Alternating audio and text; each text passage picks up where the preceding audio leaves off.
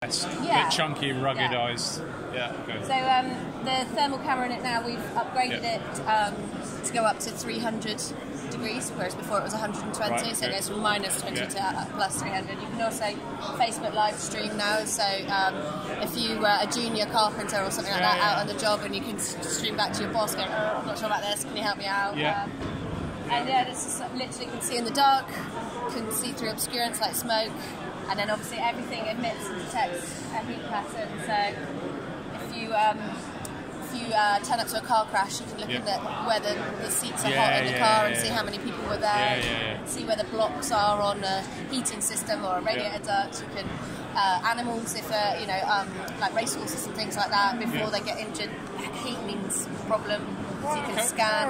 There's many use cases, all sorts of different things. Yeah. What do the colours do down here? I mean, it's literally just different palettes for different things. I mean, the night mode is acceptable. Most people just tend to use that iron, but different palettes show up different kind of results. Results and stuff. That's a good point. You can see in the dark, can't you, as well? Yeah, it can see. In complete darkness, 100% darkness. And you've got a laser or something on there, if I remember rightly, as well. We have got laser-assisted distance measuring.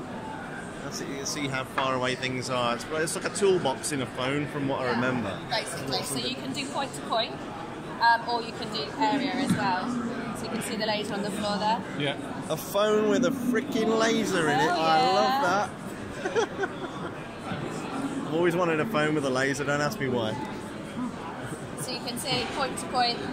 123.5 centimetres away from the floor at the moment, and then you can go back afterwards and all that data is saved. Same as in the thermal, all the data is saved. So if I do my estimate of that new... I was going to say window, but you're not going to put a window in the floor, are you? The thing that's and then you actually decide you want more of it. You can go back into the image later and reset and expand out the area that you're calculating.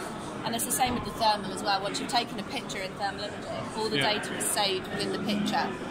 So every single point in it has got a heat spot data in it as well. So you can go back afterwards and reassess. You do averages, maximum, minimum. So your target market for this is kind of small